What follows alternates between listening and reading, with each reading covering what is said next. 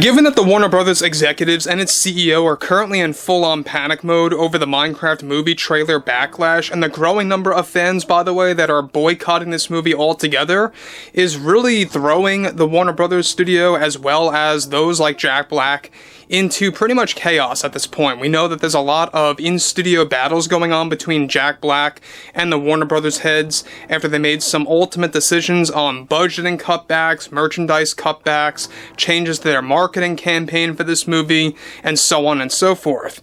However, focusing on Jack Black, this is where things begin to unravel and get quite interesting, with his stance against the growing number of fans that have a very big problem with this movie, and even the general public that are just looking at this thing in isolation that don't really know much about Minecraft, and even they are looking at this as a bizarre product by Warner Brothers.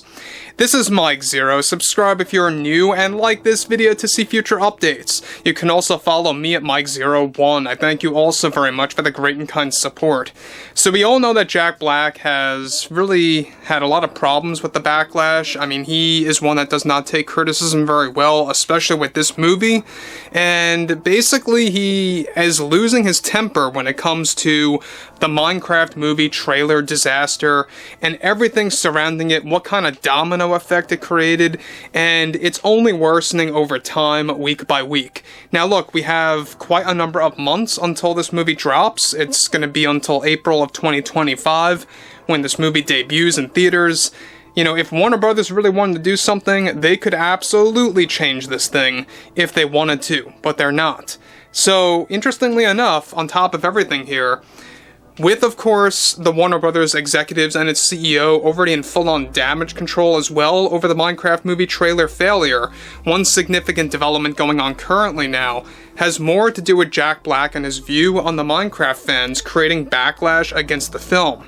Now, Black delivered the following: I just think the response that we are getting from this fan base is so blown out of proportion and just flat out nitpicking over something that is meant for 9-year-olds. I mean, like, who cares what Steve looks like in a movie called Minecraft?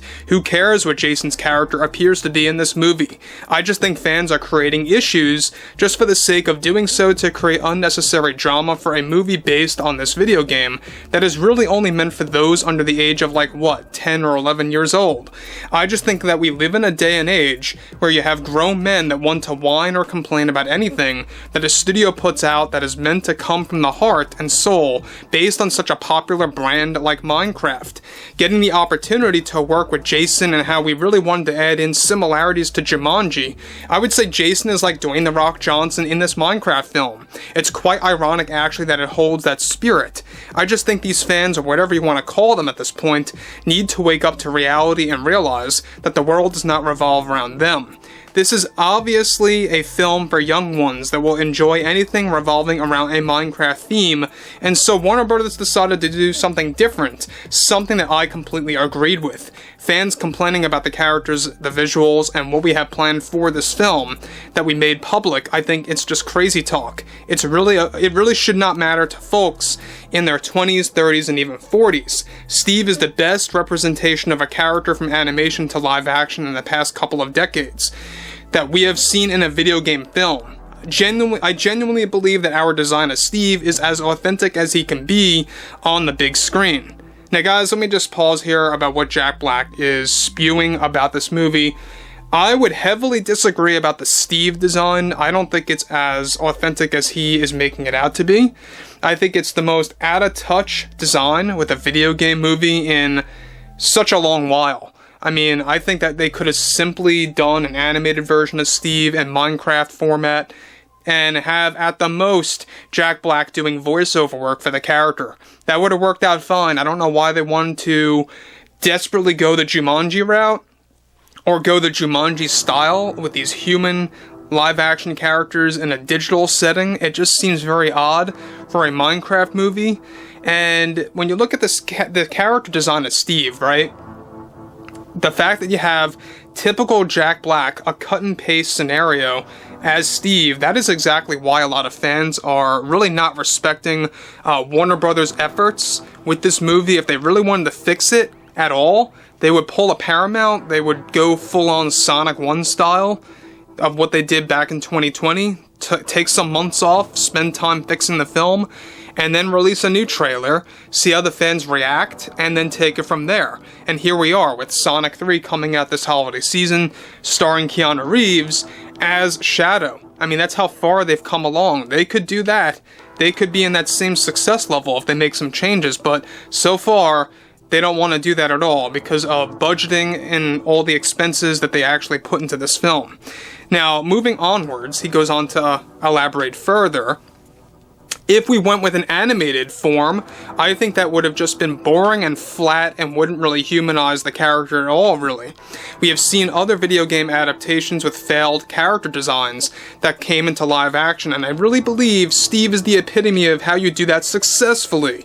To the fans that have an issue with that, I think they just don't understand Minecraft and how it performs as a brand. You could do pretty much anything in any style that you want to make the brand work for a movie.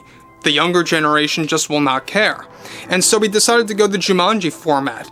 The instant Warner Brothers presented that format to me, I was like, sign me up. We really wanted to carry the spirit of the last two Jumanji films. I did, and this is fantastic. We have singing in this movie. Yes, Steve sings like a champ, and the younger generation is going to love it. We have some surprises in here that I will admit fans won't agree with, but we are ready for those arguments.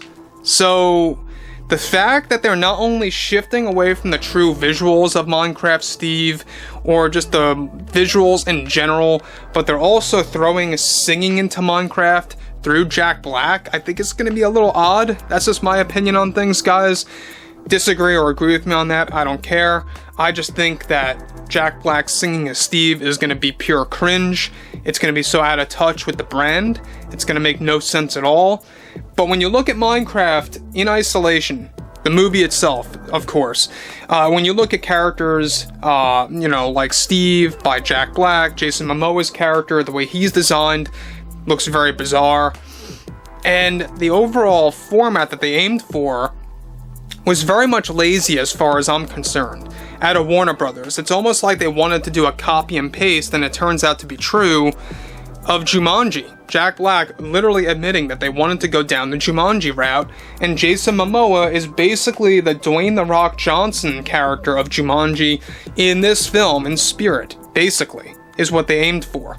So again, I mean, like I've said before in the past, this Minecraft movie, so far it's not convincing a lot of fans. It's not even convincing a lot of non-fans. Even non-fans, looking at this thing objectively, even they believe it looks like a fever dream, nightmarish presentation by Warner Brothers, and I would say the same as well.